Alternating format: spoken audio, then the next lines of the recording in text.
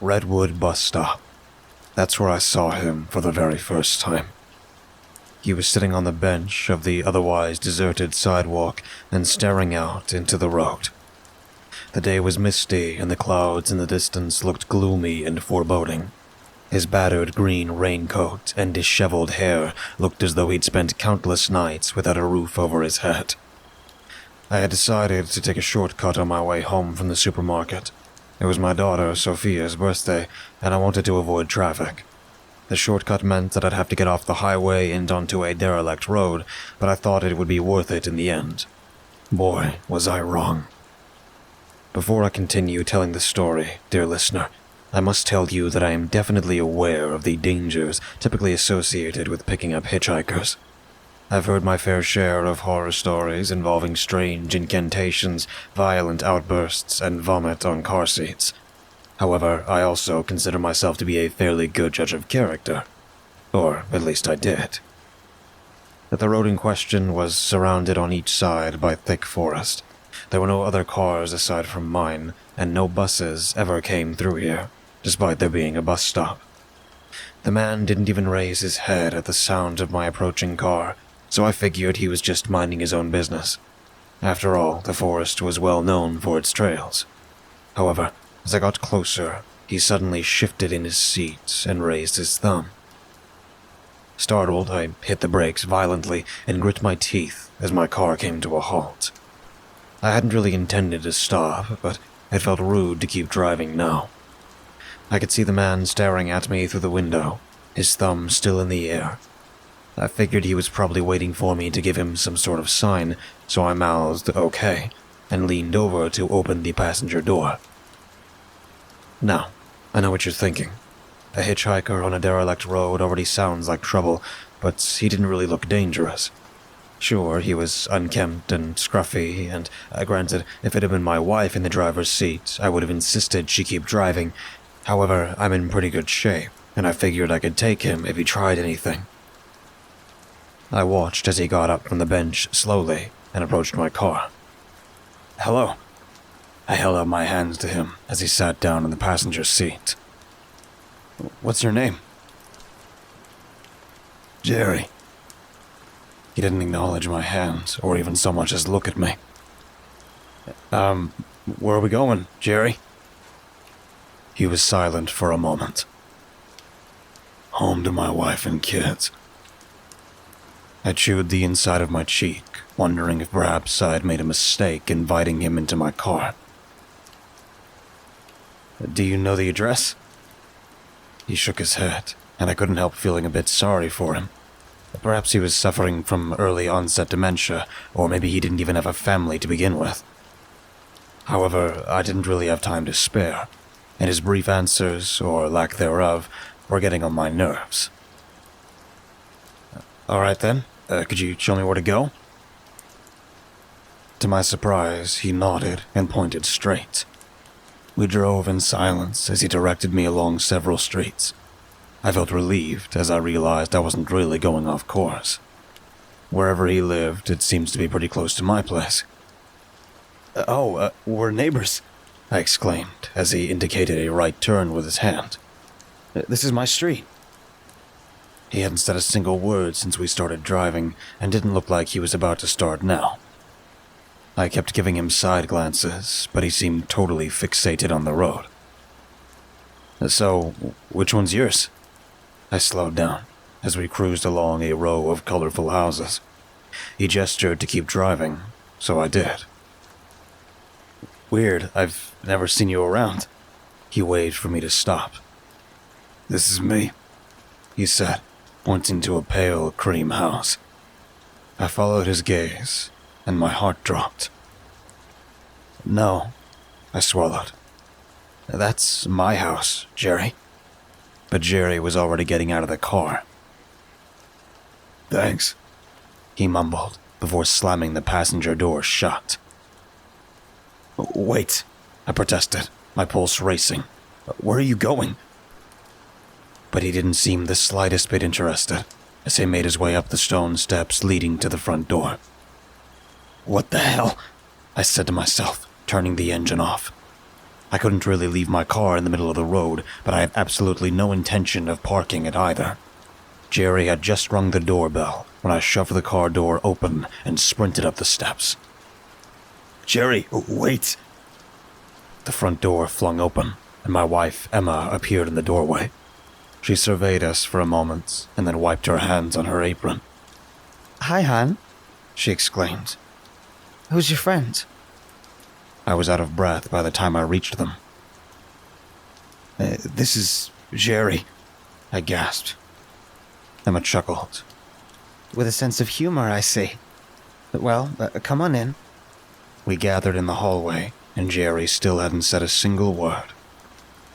"So, did you two meet at the mall?" Emma asked. Jerry was silent. "I picked him up at a bus stop," I said. Jerry and my wife exchanged glances. "Did you get candles for the cake, like I asked?" No, they were out of... I began, but Emma gave me a disapproving look. "I was actually asking my husband," she said. I gaped at her, and then at Jerry, who was busy rummaging through his coat pocket. "I found him at Dale's," he said. I stammered, leaning on the wall for support. "I'm sorry." "It's a store downtown," Emma explained. "Are you not from around here?" I blinked at her. "Are you asking me?" "Well, who else would I be asking?" she said with a giggle. My skin was prickling. Can I, talk to you in the kitchen?" I asked. She glanced at Jerry, who gave a quick nod. "Sure." I practically drug her to the kitchen and shut the door behind us. "Okay, what's going on?" I demanded. "I'm sorry, mister." I stared at her. "Stop it, Emma. This isn't funny," I said. She looked blank. "I'm Ian, your husband." She chuckled. "My husband is Jerry, as far as I'm aware." I seized her by the shoulders. "Please, stop. It's not funny." "Mister, sorry, Ian, I have no idea what you're talking about. Now, if you'll excuse me, it's my daughter's birthday, and I have to check on dinner." My stomach lurched. "Emma, please," I said. "What will Sophia think of this?" She froze. "How do you know her name?" Her tone was stern. "What? Because I'm her father. I know everything about her. I know she had a teddy bear named Jeremy when she was little. I know she hates Christmas carols, and I know she has a heart-shaped birthmark on her shoulder." Emma's face flushed red. She dropped the oven mitt she was clutching and stormed past me into the hallway. "What is wrong with you? I heard her exclaim. He's a stranger." "Don't worry about it. Jerry said quietly. He'll be out of here soon enough." "What?" I entered the hallway. "What did you just say?" They both stared at me. "I just said," Jerry cleared his throat, "that I'm going upstairs." He followed through, trudging up each step slowly, and I knew he was listening in. I rushed over to my wife as soon as he was out of sight. "Emma, listen. I don't know what's going on here, but if you had an affair, it's okay. I understand. I'll get rid of him, I promise. Just go to the kitchen and wait for me." Her expression changed. "How dare you?" she cried. "Jerry is my husband." "Jerry is absolutely not your husband." I laughed in her face. "Why would a beautiful woman like yourself ever marry a sullen old man?" I knew Jerry was hardly any older than I was, but I couldn't help myself. Besides, his disheveled look added at least 2 decades to his appearance. But Emma didn't seem to think so. "I suggest you leave. Now, Ian." Her tone was strict. "Before I call the police." I snorted. "I paid for this house, Emma. I'm not going anywhere." I noticed Jerry reappear on the stairs. "Oh, yes, you are," he said, rolling up his sleeves. We don't want any trouble. I gawked at my wife as Jerry came down to escort me through the front door. Here's $50, he said, as soon as we were out of earshot. It's all I got, but it should be enough. What? I felt blood draining from my face. Enough for what? For your troubles. Oh, and Ian, don't bother calling the police. He hesitated. They won't be able to do much. What's the... I started, but he shut the door in my face. I stared at my own front door with the growing fear of helplessness. I couldn't even begin to wrap my mind around what had happened. How could one wrong move have caused my whole perception of reality to go spiraling out of control? I wanted so badly for this to be a dream. I longed to wake up and tell Emma all about this crazy adventure, but as much as I willed myself to, I wouldn't wake. My arm was covered in pinch marks, and worst of all, my wife seemed to have absolutely no recollection of me or the 10 years we had spent together. I wanted to cry, but my tear ducts seemed to be paralyzed. My entire sense of being, the life I had worked so hard to build up for my family, had been reduced to this. A mere $50. This had to be a prank, a dream, a joke, anything but reality. How could she not remember me, for God's sake? I had no idea what time it was, but the setting sun suggested it was getting quite late. I stood outside my own front lawn like a stray dog, unsure of what I was waiting for or what I was supposed to do. All I had to work with was the damn $50. Suddenly, the light came on in the dining room. The curtains weren't drawn, and I could see Emma entering the room from where I was standing. She was carrying several dishes and set them out on the table. Sophia ran in behind her, carrying a bottle of soda.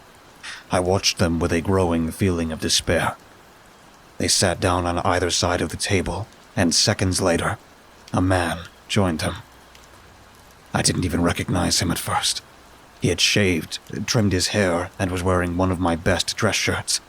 He leaned down to kiss my wife and ruffle Sophia's hair.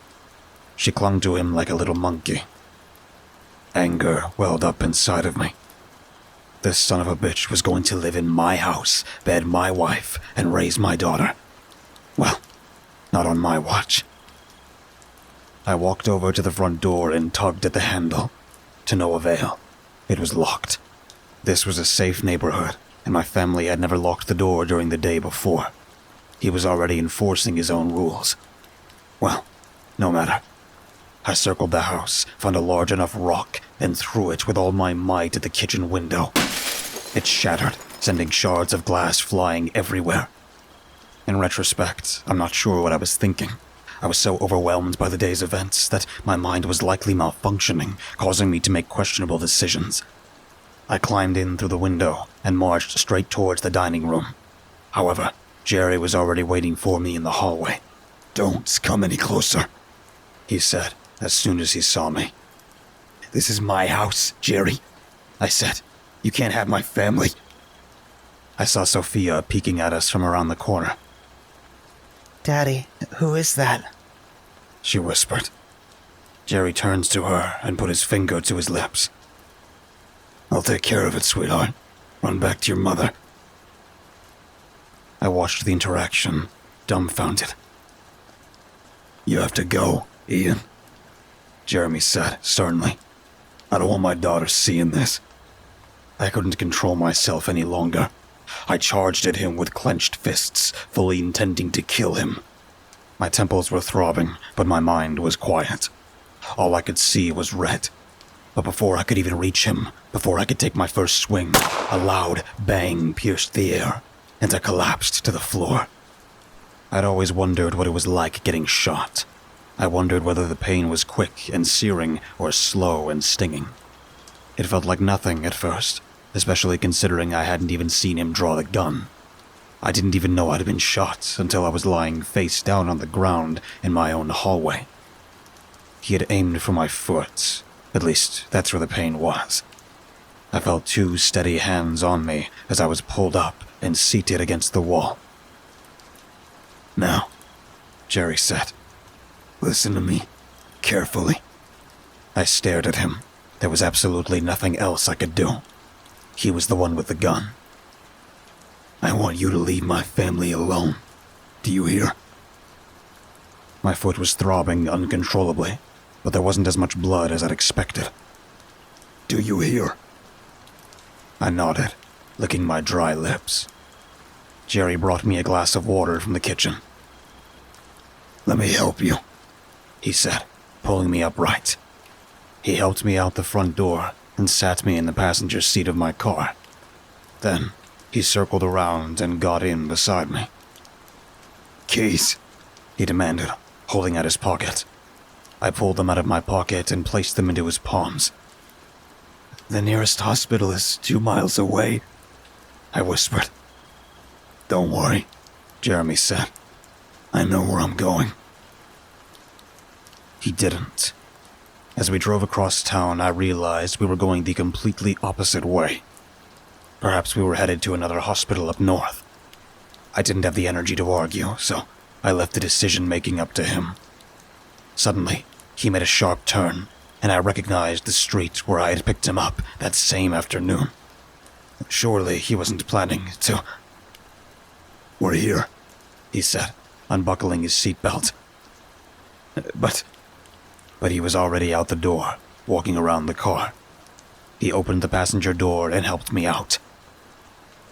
why are we here? I demanded. He didn't seem to be listening. You got the money I gave you? I nodded. You'll be fine, He assured, leading me to the bus stop. He sat me down on the bench and seized me by the shoulders. Goodbye for now, Ian, He smirked. and thank you for the ride. Wait, I yelled after him, but he was already walking away. He turned the car around, and within a second, it was like he'd never even been there. The sun had long since set, and the street was enveloped by darkness. There were no street lights, and the forest on either side of the road whispered ominously.